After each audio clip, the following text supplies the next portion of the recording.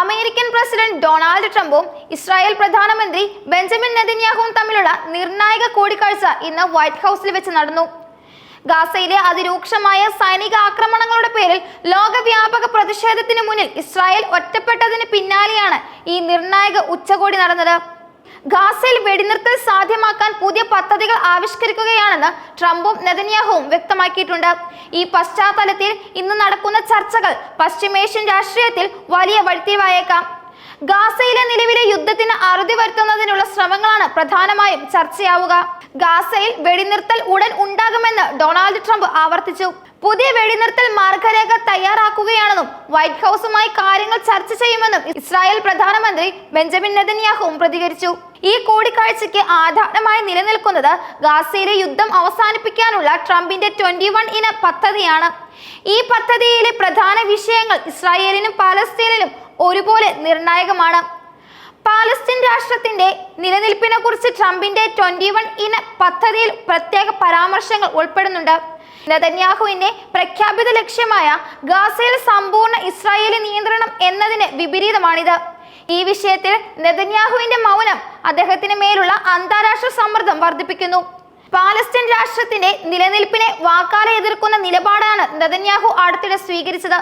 October 7 നടന്ന സംഭവത്തിന് ശേഷം പാലസ്തീനി ജനതയ്ക്ക് ജെറുസലേമിനടുത്ത് ഒരു രാഷ്ട്രം നൽകുന്നത് സെപ്റ്റംബർ 11 നടന്ന സംഭവത്തിന് ശേഷം അൽ ഖൈദയ്ക്ക് ന്യൂയോർക്ക് സിറ്റിക്കടുത്ത് രാഷ്ട്രം നൽകുന്നതിന് തുല്യമായിരിക്കുമെന്നാണ് നെതന്യാഹുവിന്റെ പരാമർശം. എന്നാൽ ഇസ്രായേലിന് നിലവിൽ ലഭിക്കുന്ന അന്താരാഷ്ട്ര പിന്തുണയുടെ ഏക ആശ്രയം അമേരിക്കയാണ്. ഈ പിന്തുണ നിലനിർത്തണമെങ്കിൽ ട്രംപിന്റെ നിർദ്ദേശങ്ങളോട് മൃദു സമീപനം സ്വീകരിക്കാൻ നെതന്യാഹു നിർബന്ധിതരാകേണ്ടി വരും. അതുകൊണ്ട് തന്നെ ട്രംപിന്റെ പാലസ്തീൻ രാഷ്ട്രം എന്ന ആവശ്യത്തോട് നെതന്യാഹു എങ്ങനെ പ്രതികരിക്കുമെന്നതിലാണ് ലോകത്തിന്റെ ശ്രദ്ധ ഇപ്പോഴുള്ളത്. ട്രംപിന്റെ 21 ഇന പദ്ധതിയിലെ മറ്റൊരു പ്രധാന ഉപാധി ഹമാസിന്റെ നിരായുധീകരണമാണ്. ഹമാസിനെ പൂർണ്ണമായും നിരായുധീകരിക്കുകയും നിലവിലുള്ള ഇസ്രായേൽ ബന്ദികളെ ഉടൻ കൈമാറുകയും ചെയ്യണമെന്നാണ് പ്രധാന ആവശ്യം. ഇത് ഹമാസിന് മുന്നിലുള്ള ഏറ്റവും കടുപ്പമേറിയൊരു വെല്ലുവിളി തന്നെയാണ്. അതേസമയം വെടിനിർത്തലുമായി ബന്ധപ്പെട്ട 21 ഇന പദ്ധതികളെ കുറിച്ച് ഹമാസിന് ഇതുവരെ അറിയിപ്പൊന്നും ലഭിച്ചിട്ടില്ലെന്നും റിപ്പോർട്ടുകളുണ്ട്. ഔദ്യോഗികമായി അറിയിപ്പുകൾ ലഭിക്കുമ്പോൾ ഹമാസ് ഈ ആവശ്യങ്ങളോട് എങ്ങനെ പ്രതികരിക്കുമെന്നതാണ് ഇപ്പോൾ നിർണായകമായി കൊണ്ടിരിക്കുന്ന കാര്യം. ഹമാസ് ആവശ്യങ്ങൾ പൂർണ്ണമായും അംഗീകരിക്കുമോ അതോ പുതിയ ഉപാധികളുമായി എത്തുമോ എന്നതും പ്രധാനമാണ്. നിലവിൽ 2 ഇസ്രായേൽ ബന്ദികളുടെ ജീവൻ അപകടത്തിലാണെന്ന് ഹമാസ് മുന്നറിയിപ്പ് നൽകിയിട്ടുണ്ട്. ഈ ഭീഷണി ചർച്ചകളിൽ ഹമാസിന്റെ വിലപേശൽ ശേഷി വർദ്ധിപ്പിക്കാനുള്ള നീക്കമായി വിലയിരുത്തപ്പെടുന്നു. 21 ഇന പദ്ധതിയുടെ ഭാഗമായി ഗാസയിൽ ഒരു ഇടക്കാല സർക്കാർ രൂപീകരിക്കാനും നിർദ്ദേശമുണ്ട്.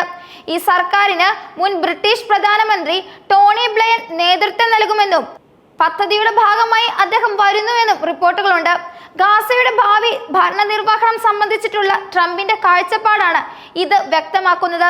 ഈ നിർദ്ദേശം പാലസ്തീനിയൻ അതോറിറ്റി എങ്ങനെ സ്വീകരിക്കുമെന്നതും നിർണായകമാണ്. ഹമാസിന്റെ നിരായുധീകരണത്തിന് ശേഷം ഗാസയുടെ ഭരണം PA ഏറ്റെടുക്കണമെന്നാണ് പാലസ്തീൻ രാഷ്ട്രത്തിന്റെ ആവശ്യം അംഗീകരിക്കുന്നവരുടെ നിലപാട്. എന്നാൽ ടോണി ബ്ലെയറിന്റെ നേതൃത്വത്തെ പലരും സംശയത്തോടെയാണ് നോക്കിക്കാണുന്നത്. നിലവിൽ ഗാസയിലെ ജനവാസ മേഖലയിൽ ഇസ്രായേൽ സൈന്യത്തിന്റെ ആക്രമണം അതിശക്തമായി തുടരുകയാണ്.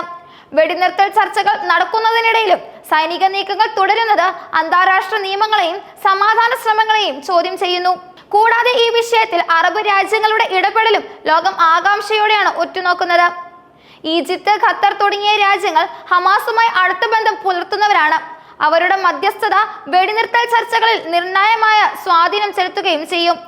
ഈ ചർച്ചകളുടെ ഭാഗമായി ഇസ്രായേലിലെ US അംബാസിഡർ മൈക്ക് ഹക്കബി ഈജിപ്ത് സന്ദർശിക്കും. ഈജിപ്ത് പാലസ്തീൻ പ്രശ്നങ്ങളിൽ ഒരു പ്രധാന മധ്യസ്ഥ ശക്തിയാണ്. US ഈജിപ്ത് ചർച്ചകൾ ഹമാസിനെ സമ്മർദ്ദത്തിലാക്കാനുള്ള ശ്രമമായി വിലയിരുത്തപ്പെടുന്നു. അതേസമയം ഗാസയിലേക്ക് സഹായമായി പുറപ്പെട്ട ഗ്ലോബൽ സമുദ് ഫ്ലോട്ടിലെ കപ്പലിന് നേരെ സൈനിക മുന്നൊരുക്കം ഇസ്രായേൽ ശക്തമാക്കിയിട്ടുണ്ട്. അടുത്ത 5 ദിവസത്തിനുള്ളിൽ കപ്പൽ ഗാസ തീരത്തെത്തും. ഈ കപ്പലിലെ സഹായ വിതരണം തടയാനുള്ള ഇസ്രായേലിന്റെ ശ്രമം മാനുഷിക സഹായം നിഷേധിക്കുന്ന നടപടിയായിട്ടും കണക്കാക്കപ്പെടും.